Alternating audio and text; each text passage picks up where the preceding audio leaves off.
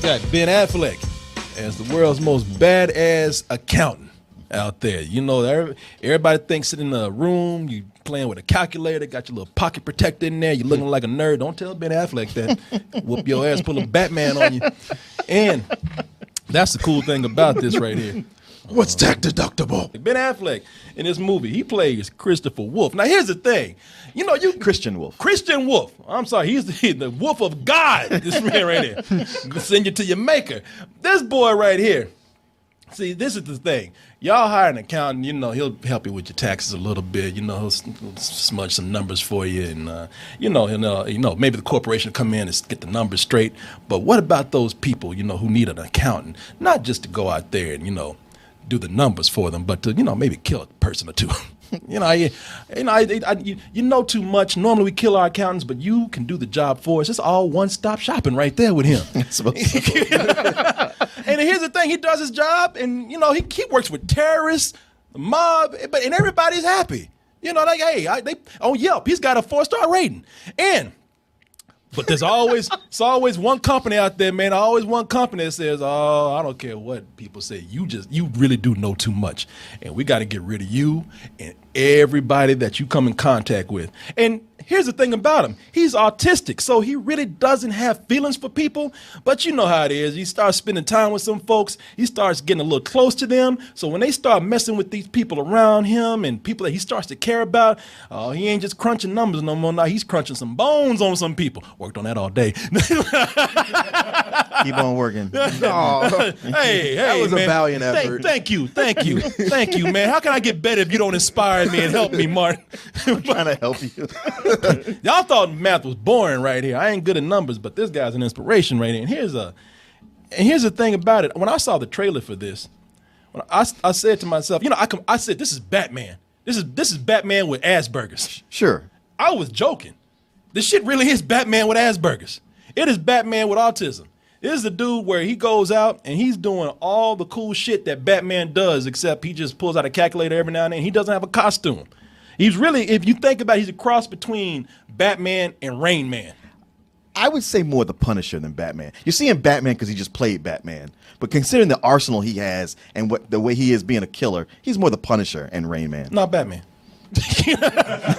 Okay. Batman. Sure. He's gonna be Batman. This was just a warm up right here. That's why he took this movie.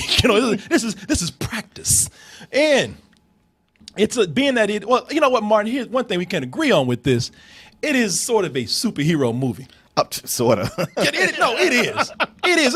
It's a weird mix. So y'all think y'all going to see some dramatic thriller? That's what I thought. Yeah, I thought I was going to see some espionage. I thought I was going to see something sort of like a better Bourne. Bourne Identity. I would go so far as to say I thought it was going to be like a dramatic thriller where he was a bad guy. I was like looking forward to him playing a villain. Yeah. Only to see this and go like, oh. He's an action hero. No, he really is. John Wick with W2 form. Yeah, he really is. It's a weird mix, man. It's a really weird mix that they're doing because what they're trying to do is they're trying to combine the seriousness of a thriller, of an adult thriller, and putting in these superhero elements. Like during the day, like he'll do your taxes for you, but at night he dresses like Trayvon Martin and beats up the mob. He comes in, he helps you out with your bookkeeping, and at the same time he'll help you when assassins come in and try to kill you. Like if you're one of his favorite customers, all of a sudden, he's there sniping people at your farm. It's some weird shit going on with this. It's that really is him. And is it ridiculous as it sounds? Well, not at first, because they get good actors to come in and deliver these lines. J.K. Simmons, one of my favorite actors out there right now. A lot of people love J.K. Simmons. And when J.K. Simmons starts to set up the story for you and the plot and some of these characters, you're like, hey, all right, I see what you're saying. There are some actors in here that do a great job. Yeah. They do a decent job. And these are actors with gravitas. Yeah, so when they say things, you buy it. It's a studio film that they make with the best actors that they can get. Mm-hmm. And when they do that, you kind of buy it at first. You're like, okay, I can kind of see that. And then 5 minutes later, when you guys out there, you're like, wait a minute, what the fuck? This is some Daredevil shit that got going on. Because Daredevil, look, he's a lawyer by day and he goes on kick ass at night, but he's got a cool superhero costume. It's in the Marvel universe. Where's all black? Where's all black? It's already an exaggerated universe. This shit is like Marvel without the Marvel, and more autism in it. I mean, this is. To the point where it even has the Punisher in it. It even had Jon Bernthal in it. Yeah, the Punisher makes an appearance in here, man. Look at it. He don't even know what show he's in right now. You got Batman, the Punisher, and Commissioner Gordon all in one movie. And Amanda Waller. Wait a minute. She's Amanda Waller on Arrow. Oh, really? Yeah. That chick that we just. Yeah. Oh my God. These motherfuckers, they on set. They doing another movie. They doing other shows. This is that DC Marvel crossover? Yeah. Oh shit. Jon Bernthal don't even say his name. He thinks he's the Punisher right now. And Ben Affleck can go back and forth between Daredevil and Batman. This shit is crazy, man. And the other thing about it is that when you watch this, it's scattered subplots. There's so many crazy things that are happening in here that they introduce things that they follow through with later in the movie, but it makes no sense to me. And I'm gonna hear what these guys say. Or they introduce characters that don't really have anything. Like they make a big deal out of them when they introduce them, and then later in the movie, they're not really doing that much. That's Cynthia. What is that? Adai Robinson. She's the one that plays Amanda Waller. Yeah. She plays a young agent who comes in, and they give her this big introduction and backstory, and they don't come back to that shit for nothing. I know. By the time it came back to them, I was like, oh yeah, I forgot they were in this. She even looking confused. She's like, why y'all wasting all this time on me? In the movie, it gets so convoluted, to me, in my opinion, it gets so convoluted that there's a point where J.K. Simmons, he just sits on the couch and sits back and says, man, I'm tired of this shit. He just starts revealing everything. He starts just saying, okay, he just starts doing a whole lot of exposition. He even says, man, I'm old. I ain't got time for this bullshit.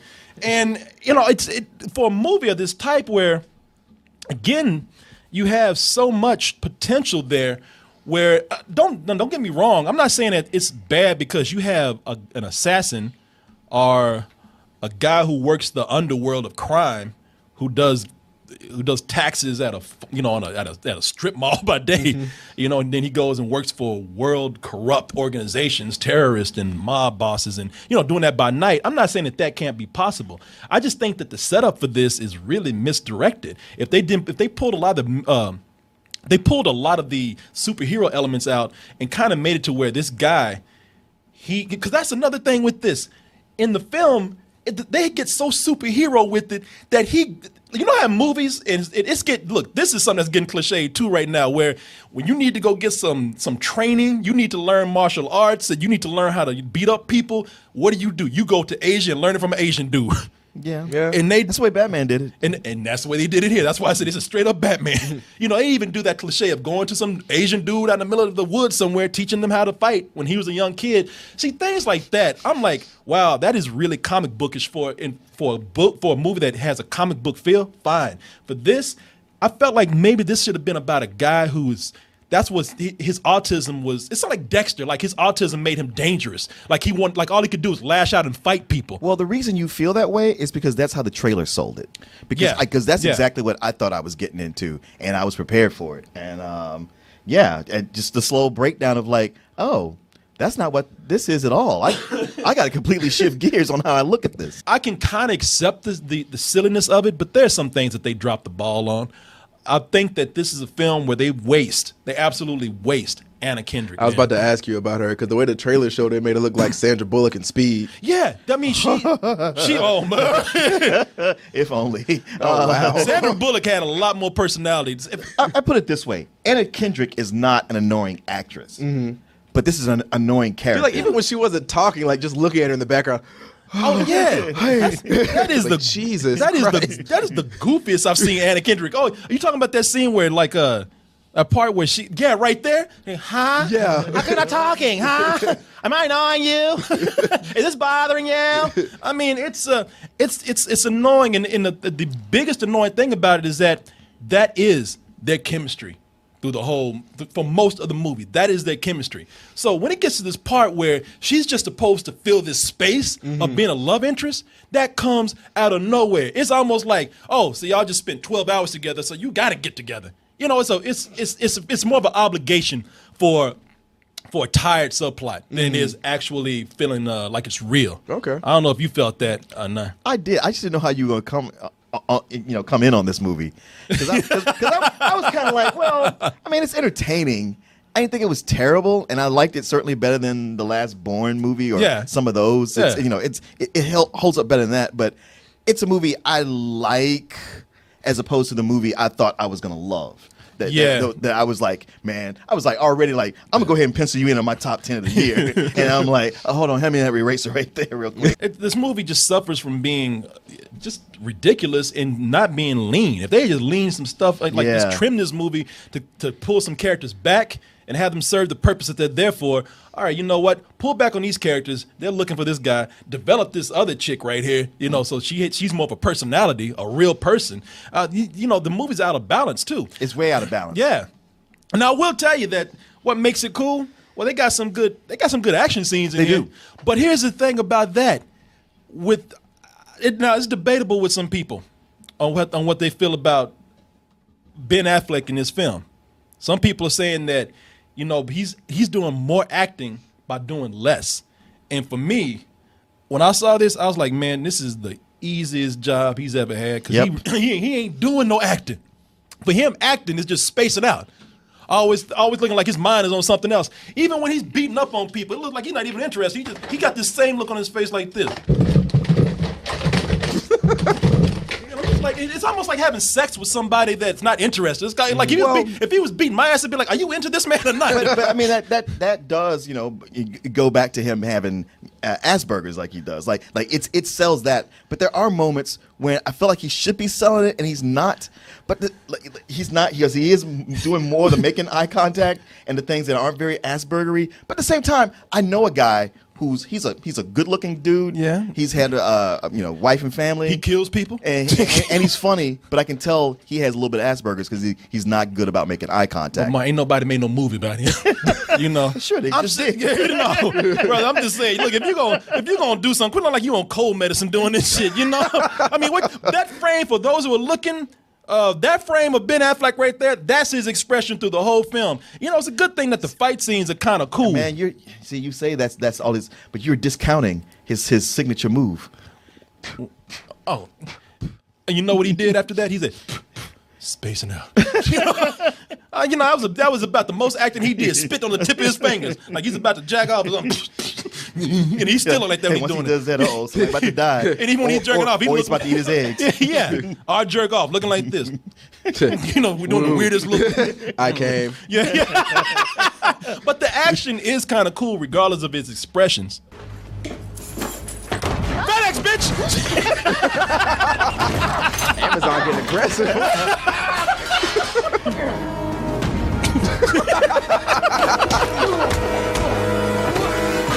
Damn. No, that's that. You know what? You're right. The saving grace of this movie is that the action is badass. You can see it. It hurts. Even people around have real reactions to getting hurt or almost shot. Oh yeah, and it's funny because there's two places because of movies like this. There's two places in the house I do not want to get my ass kicked: the kitchen and the bathroom. Oh yeah. It's nothing but weapons in there. Ain't nothing but weapons in both of them. I mean, he used a sink as a weapon, man. Yeah, but the biggest thing with this is the ending. How you look at this, and there are going to be some people who look at this, and there are going to be some characters, because I'm looking at what we're talking about Jon Bernthal in this. Jon Bernthal, he's his usual badass self. For those of us who seen him in The Punisher, we just kind of like seen this. He's just a not as angry Punisher. He started out jovial, but he became the Punisher by the end. By the end, yeah. Some people be like, hey, I don't watch The Punisher. This dude is badass. But the ending of this movie is going to decide how you feel about this, because you either going to look at the ending of this movie and you're going to be like, well, you know what? You stayed stupid through the whole thing. You did it with a straight face. You didn't laugh. You didn't smile. There is something to be said for that. This movie is stupid as fuck, and they play it straight through the whole thing. You got to give it to them. Well, also, I mean, I look at it the way you talked about John Wick, where it's within its own universe. And that ending, when I was like, okay, if I apply that same rules to it, that it's within its own small universe, this doesn't sound so astronomically impossible. And see, I'm not that dude who said, man, you know what? You should have grinned to something through this whole thing because this is a joke. I mean, what you just gave me at the end right here, I'm not that guy like, hey, man, you held it. Good for you. No, I'm like, you know what? Fuck you. I've sat through this the whole time, and this ridiculous shit is how you land the stick. Dude, that one scene when he was in the bathroom just staring at her while he's being choked out made me mad. I told you, this guy's fighting. You're like, you're not even struggling. Like, no, like, oh, you just, I'll be out of this in a second. Like, all right, bye, buddy. Come on, man. I know this is your character, but give me a little acting. Yeah. Justify your check. I'm not saying I hate the movie. The ending, I was just like, no, this ending's kind of a fuck you, man, for me. But I got to tell you, the movie is not devoid of any entertainment. There's some people who are going to love how preposterous this movie is, and that's fine. Yeah, we were an audience full of people. And I'm not going to blame you for that. Hey, look, if you want to be stupid to the whole thing, you know it, and you're going to stick to that, that's fine. That's fine. You want to show your ass? That's fine with me. I don't care. You proud of it? Fine, go ahead. I do believe that the movie, as silly as it is, a lot of things in here that we see, a lot of people are not going to care. They're going to see, all right, I got action. I got, the tip. For us, what is like cliche storylines, people are going to be like, there was a woman behind me the whole time talking her ass off. In fact, you might have heard us. Man, the audience for this movie, they're one of the worst. It was the worst. People talking. There's one dude, that homeless dude that dresses up in superhero costumes every show. I don't know what he brought in to eat, but through half the movie, he was rattling papers. And there was like 2 or 3 times that Lori turned around and said, "Stop rattling the papers. Just eat it already." Yeah. She told us, like, please, would you please stop rattling the paper? Sorry. Oh my God, man. And he go right back to it. You know what? At least he tried to be polite. I told these 2 women at the beginning of the movie, they just started talking. I knew, and I was polite as fuck to them. I said, I'm sorry, could you just do me a favor? I don't mean to bother y'all. Could y'all just keep it down just a little bit? And, got to the point where they stopped for a little while, but then they start back up They again. started talking. 2 women in there, 2 fucking spinsters. They ain't got no boyfriends or husbands, and they ain't sitting up there. Look, and it was funny. They were like a comedy duo. It was like the annoying bitch ass Lord Hardy. Like one was this real skinny chick, and the other was this big round chick, and they just sitting back there the whole time. Did you see that part? Oh, I know what's happening right here. Oh, she gonna fall in love with him. I mean, just talking and being. Oh, I hate those people. Being proud that they predicting everything in the movie, and then the chick went to the bathroom.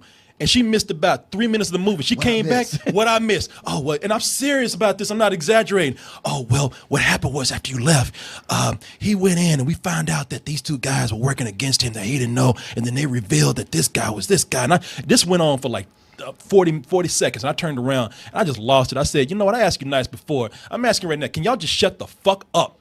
I said, is that hard to really shut the fuck up? And I shouldn't have done it because at that point, everybody just rolled their eyes because this girl was just like, loud too. Bitch made talking to 2 girls like that, and I wanted to turn around and say, I'm talking to bitches. That's why. But me, when I started to get on me, like, sit your ass down. Like, boy, if you don't. She says, just stop. She squeezed my hand like a little boy. Don't you put to sit down? And you know what? Those women, they were the ones who were predicting everything in the movie that everybody already knows. They were so proud of themselves. Those people were like this kind of film. But for me, it's a rental. I've seen it, and you know what? And I was hoping to eat. And here's a funny thing about it. It's one of those movies where I've seen everything, but then you introduce something new, and I'm like, oh, but the stuff you introduced that was new, that's just dumb as fuck. So it's a rental. Not bad. I've seen worse, but hey, there you go. You are right. I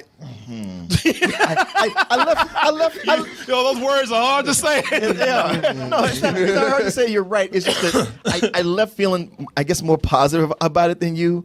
Like for me, it's a low matinee, but man, it challenges you. It's challenging that. It's just the things I liked about it, the action stuff, I thought was done really well, better than I can't remember the last action movie I saw that where the action affected me as well as this did, just the fight scenes and all.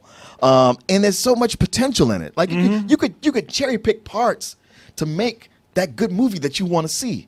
Like, because apparently this is from a script that's been bouncing around for years. Like, I guarantee it was a better script. It's on the list of best unmade scripts. Oh, the blacklist. The blacklist. That's it. Yeah. It was on the blacklist. And you could just see it in there. But then they just crammed all this extra bullshit mythology in there with the somebody took it and said, this is good, but we want to make a franchise out of it. What do we have to do? Very good observation, man. Yeah.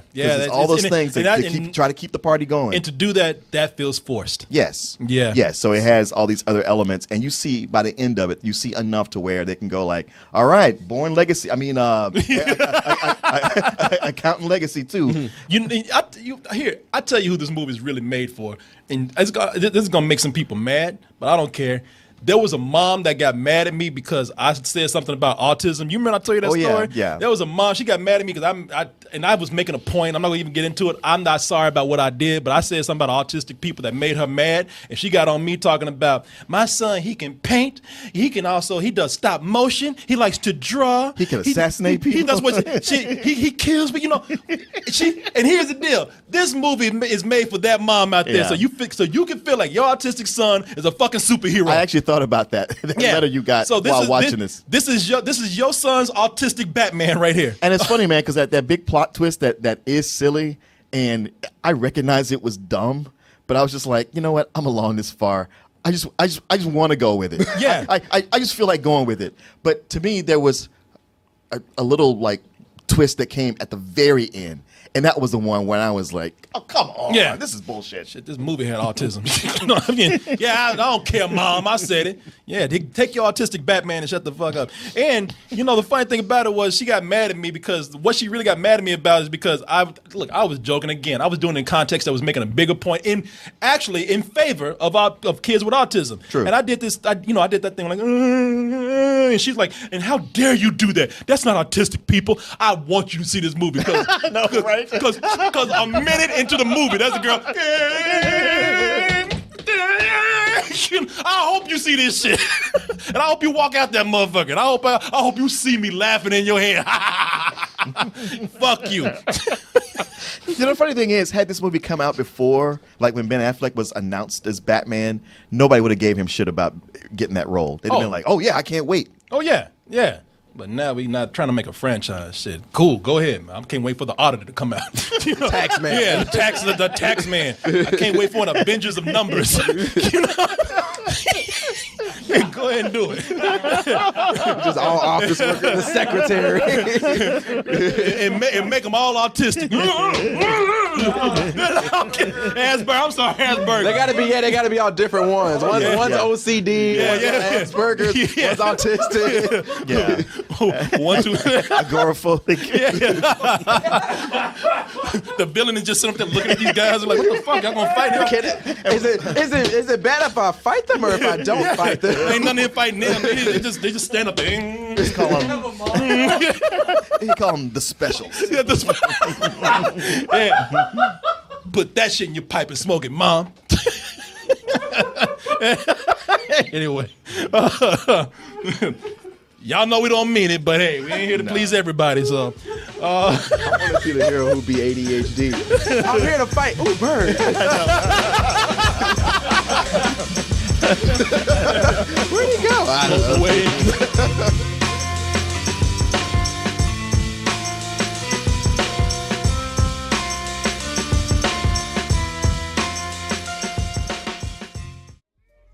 GameFly brings to your house, to you, over 8,000 new releases and classics that are available to rent, or you can buy them for almost every system out there, current and some old systems. Like I said, man, I've been trying to put my GameCube back to work for years. GameFly has given me an excuse to do that. And you could even try 30 days for free by typing in gameflyoffer.com/double toasted.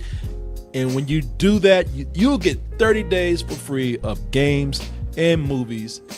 Get all those things, all of them at once. Just stay in the house. Don't go nowhere because they're all going to get brought right to your mailbox.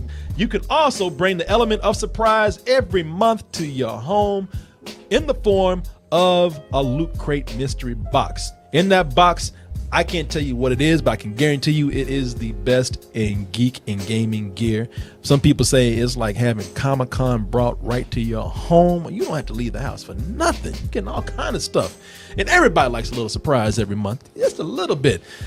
And here's another surprise for you. You know, if you go to our link, trylootcrate.com/double toasted, and you type in Bridge 10, that's the word bridge and the number 10, you can get 10% off, a 10% discount on your first crate. How's that for a surprise right there? Loot Crate, bring the mystery and the surprise to your mailbox once a month with Loot Crate. Hey everyone, thanks for watching, and be sure to subscribe to our channel and go over to our home, doubletoasted.com, for more videos and live streams. And remember, stay toasty.